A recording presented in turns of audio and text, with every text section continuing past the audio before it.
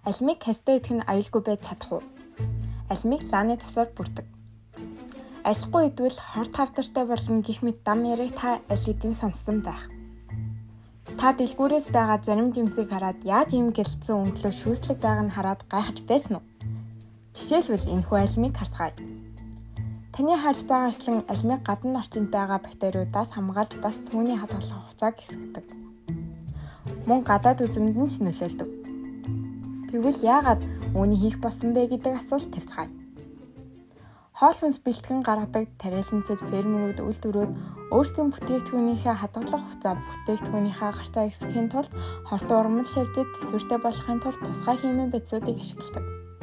Үүний жишээ нь гербицид, пестицид.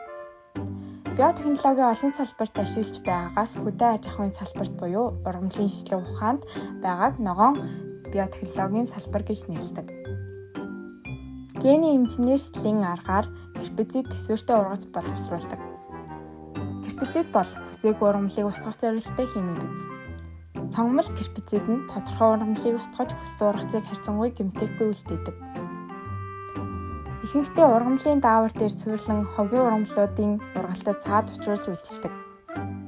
Ингэснээр тариаланчид гербицид ашиглан тариагаа гэмтээхгүйгээр зэрлэг ургамлыг дарж ургац тарьж ургуулдаг.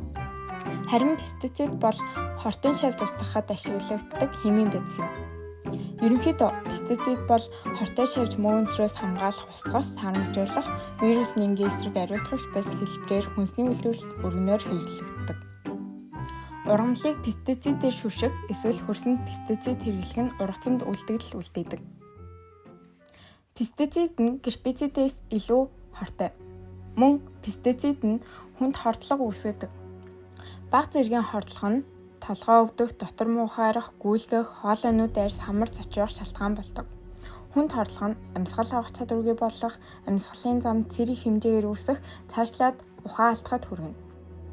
Энэ бүхэн нь хүний эрүүл мэндэд шууд нөлөөлөх тул хүнсний аюулгүй байдал маш настай эрсдэл учруулдаг. Тийм болохоор болгоомжтой хэрэглэх хэрэгтэй. Хүнсний аюулгүй байдлын талаар хөндөж ярих ёстой. Эрхэм баян эрүүл мэнд маань идэж буй хоол хүнснээс шууд хамааралтай байдаг. Тиймээс бид эрүүл мэндэд аюулгүй ямар нэгэн бохирдолгүй зөв аргаар стандарт нөхцөлд хоол хүнсээ хадгалж хэрэглэдэг байх чухал шаардлага гарч байгаа юм. Доорх зарчмууд нь хүнсийг аюулгүй байлгахад нөлөөтэй. Цэвэр байлгах, болгосон болон болгоогүй хүнсийг тус тусад нь байлгах, хоол хүнсийг гүйцэд чанах, хүнс хоолыг зохих температурт хадгалах, аюулгүй унтны ус хүнсний түүхийн эддийг сонгох. Хоол хүнс яаж аюултай болдог вэ?